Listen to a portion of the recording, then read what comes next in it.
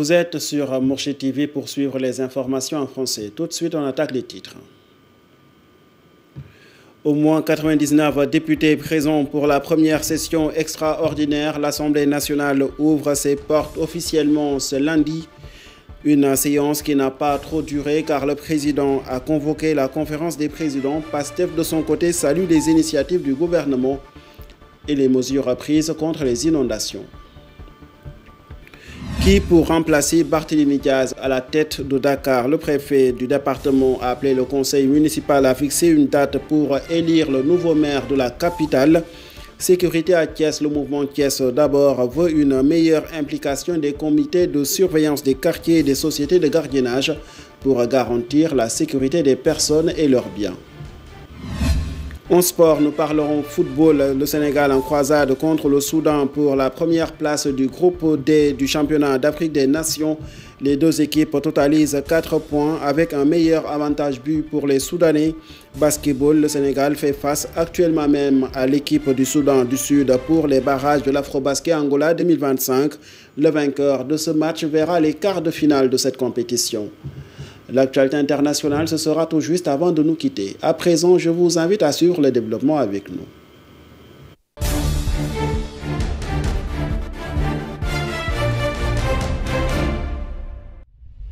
Bonsoir et bienvenue ce lundi 18 août 2025. L'Assemblée nationale du Sénégal a ouvert sa première session extraordinaire de l'année lors d'une séance plénière présidée par le président de l'institution El Hadji Malick Ndiaye. Avec la présence d'au moins 99 députés, le quorum requis a été atteint, marquant le début effectif des travaux. Dans son discours d'ouverture, El Hadji Malick Ndiaye a rappelé que cette session a été convoquée par décret présidentiel conformément aux dispositions constitutionnelles. Il a invité les parlementaires à rejoindre les commissions compétentes pour examiner le calendrier législatif. 3 projets de loi sont inscrits à l'agenda de cette session. Le projet de loi portant sur l'accès à l'information, le projet de loi portant sur la protection des lanceurs d'alerte et le projet de loi relatif à l'Office national de lutte contre la fraude et la corruption. Ces textes visent à renforcer la transparence et la bonne gouvernance dans la gestion des finances publiques. Parmi ces projets de loi, celui relatif à la réforme de l'OFNAC, s'agit-il là d'une tentative d'éviction de son président en exercice, Serigne Bassirou Gueye, ancien procureur de la République?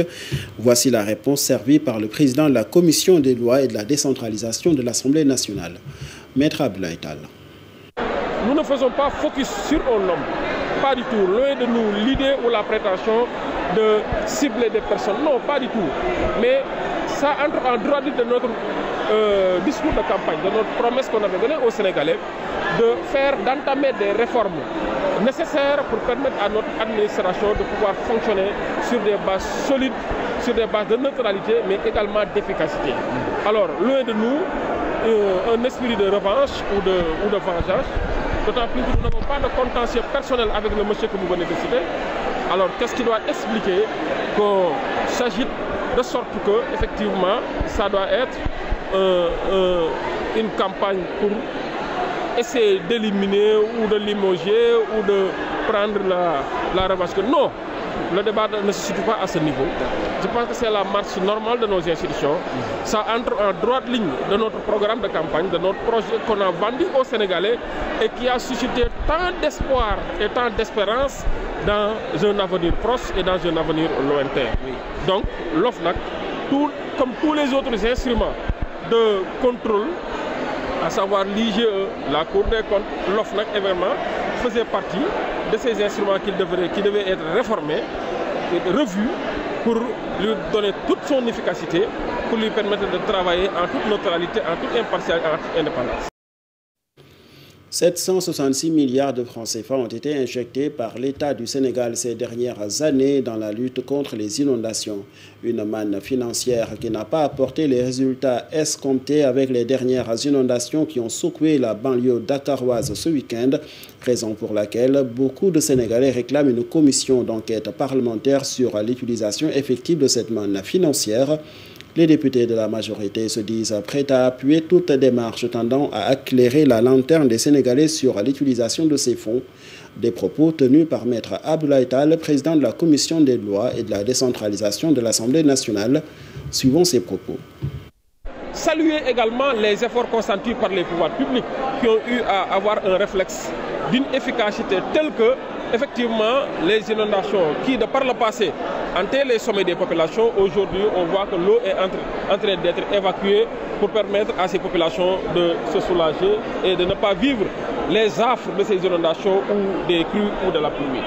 Alors, l'Assemblée nationale a tout un rôle à jouer et si un député prend l'initiative de faire mener une enquête parlementaire dans le sens de voir l'ensemble des fonds qui ont été déployés et dégagés pour prendre en charge la question des inondations, prendre en charge la question de la restructuration de certains quartiers de la banlieue de Dakar, je pense que la question est la bienvenue et l'Assemblée nationale, je le dis et je le répète, je pense est le lieu où tous ces débats vont se tenir, toute la contradiction va être acceptée sans hostilité pour permettre au peuple sénégalais d'avoir un aperçu de tout ce qui se passe, mais d'avoir une assemblée qui va jouer pleinement son rôle de représentation nationale et permettre également avec ses prérogatives de suivi et évaluation des politiques publiques, voir effectivement quel milliard ou quel montant avait été dégagé pour tel projet, où est-ce que nous en sommes avec ce projet, est-ce qu'on a obtenu les résultats escomptés ou en tout cas on a atteint les objectifs attendus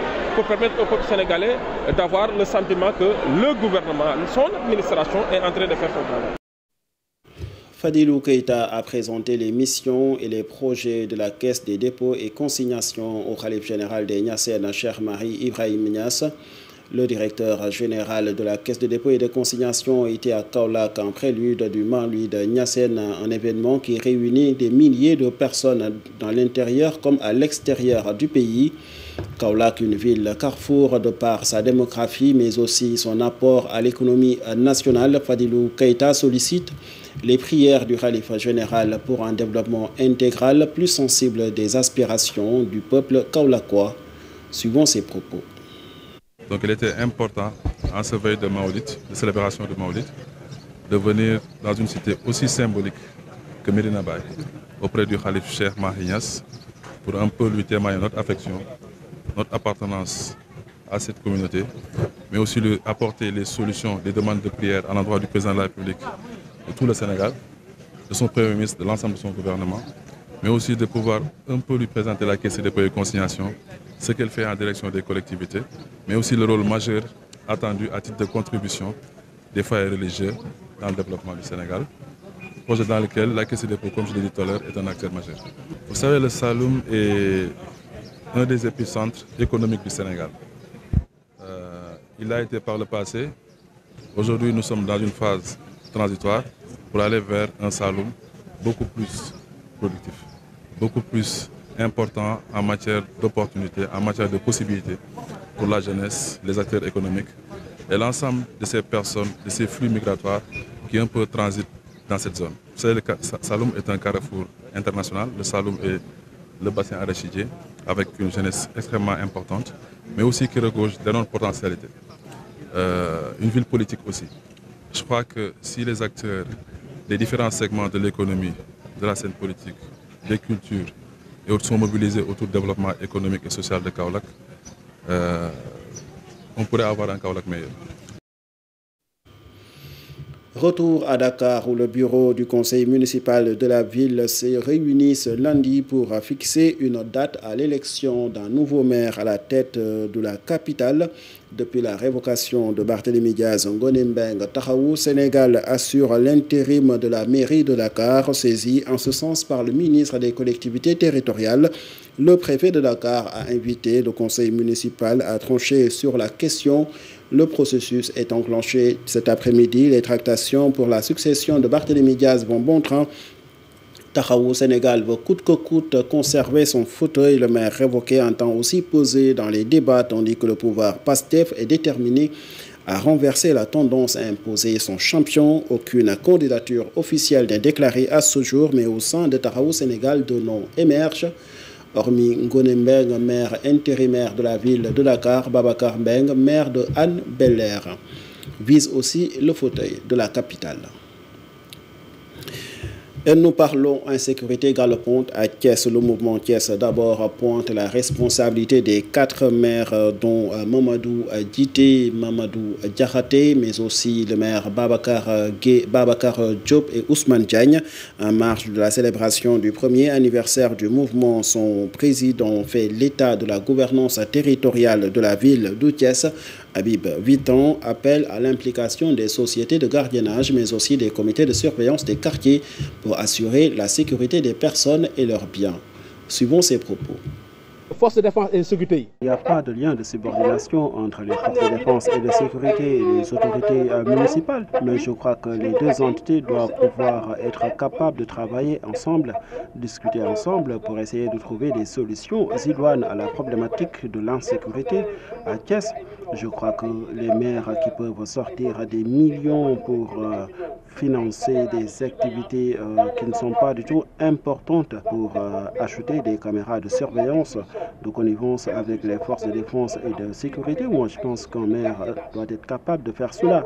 L'autre aspect, c'est qu'à Thiès, il y a des sociétés de gardiennage. Donc, pourquoi ne pas collaborer avec ces sociétés-là pour que les points névralgiques de Thiès puissent être alimentés d'éléments de sécurité, des vigiles qui pourront justement garantir la sécurité des personnes et leurs biens. Maintenant,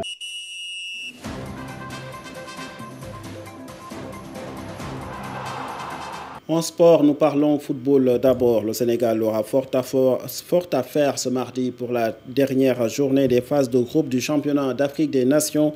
Les Lions, tenants du titre, visent la première place du groupe D face au Soudan, actuellement leader grâce à la différence de but. Une rencontre qui demande sérieux, concentration et réalisme devant les buts, selon le sélectionneur des Lions locaux, Souleymane Diallo, faisait face à la presse cet après-midi, suivant ses propos. Au micro de la Fédération sénégalaise de football. Et je pense que c'est hyper important, cette première place qui va nous permettre effectivement de rester ici, à Zanzibar, où on a déjà nos repères. Mais il faudra aborder ce match-là avec beaucoup de sérénité, considérer ce match-là comme un match de 8e de finale. Un entraîneur a eu le 3e match d'une compétition pareille. Je ne pense pas qu'il va changer de projet de jeu, c'est important. Sauf que nous également, je pense qu'on va rester dans notre registre qui consiste effectivement à avoir un jeu porté vers l'avant. Donc ça veut dire que demain, Inch'Allah, on va assister à un très beau match. C'est un groupe qui a soif, un groupe qui a envie également d'écrire sa propre histoire. Et je pense que nous nous inscrivons dans cette dynamique. C'est vrai, avoir ce statut de champion d'Afrique, pour nous, c'est juste de l'histoire. Et comme disait un de mes anciens, l'histoire est racontée effectivement pour le passé, pour une bonne prise en charge du présent sans oublier le futur. Wa salam rahmatullah. Si effectivement on se base sur les données scientifiques, la même période, au même moment, l'équipe avait 3 points. Donc ça veut dire qu'aujourd'hui, nous avons 4 points. Donc notre performance est supérieure à la performance de l'équipe à l'époque. Donc c'est des faits comme ça, comme vous êtes des journalistes, vous êtes factuels. Et j'ai remarqué effectivement la présence de beaucoup de journalistes soudanais. En basketball, deuxième de leur groupe après leur victoire décisive contre le Mali, les Lions du Sénégal vont croiser le fer avec le Soudan du Sud, troisième du groupe C, en barrage pour une place en quart de finale. Le Soudan du Sud a en effet été battu ce samedi par l'Angola 66-64, un revers qui l'a contraint à rester à la troisième place de son groupe. Ce scénario offre ainsi une affiche prometteuse entre deux nations ambitieuses et dotées de joueurs de haut niveau, et l'on s'attend à ce que les Lions sortent le grand jeu face à des adversaires coriaces. Et à nouveau, le coach de Sagana Diop a lancé un vibrant appel à ses joueurs pour non seulement élever leur jeu, mais aussi pour une prise de responsabilité sur le terrain. A signaler que le vainqueur de cette rencontre verra les portes des quarts de finale de la compétition. À présent, l'actualité internationale. Elle démarre au Burkina Faso 3 semaines après son décès dans une prison de Côte d'Ivoire. L'influenceur burkinabé Alino Faso pourra enfin reposer dans son pays natal. La dépouille de l'influenceur de son vrai nom, Alain Christophe Traoré, est rapatriée au Burkina Faso ce lundi. L'influenceur burkinabé a été retrouvé mort, pendu dans sa cellule le 24 juillet dernier. Il a été inculpé pour tentative de déstabilisation de la sécurité militaire et diplomatique en Côte d'Ivoire. Le procureur de la République ivoirienne avait déclaré dans un communiqué diffusé sur les réseaux sociaux que le défunt s'était probablement suicidé par pendaison.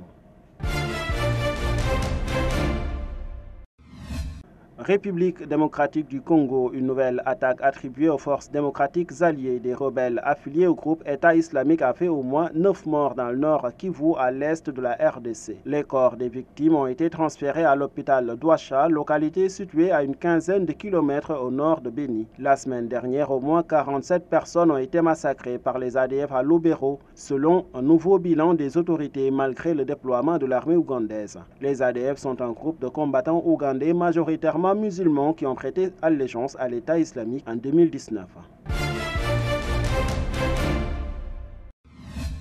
Enfin, Israël, des dizaines de milliers de personnes ont envahi les rues de Tel Aviv dimanche pour manifester leur soutien aux familles des otages détenus à Gaza. Ces Israéliens ont appelé à la libération des otages restants et à la fin de la guerre dans l'une des plus grandes manifestations en 22 mois de guerre. La frustration grandit en Israël face au plan d'une nouvelle offensive militaire dans certaines des zones les plus peuplées de la bande de Gaza. De nombreux Israéliens craignent que cela mette encore plus en danger les otages restants. Sur les 50 otages comptés entre les mains du Hamas, 20 seraient encore en vie.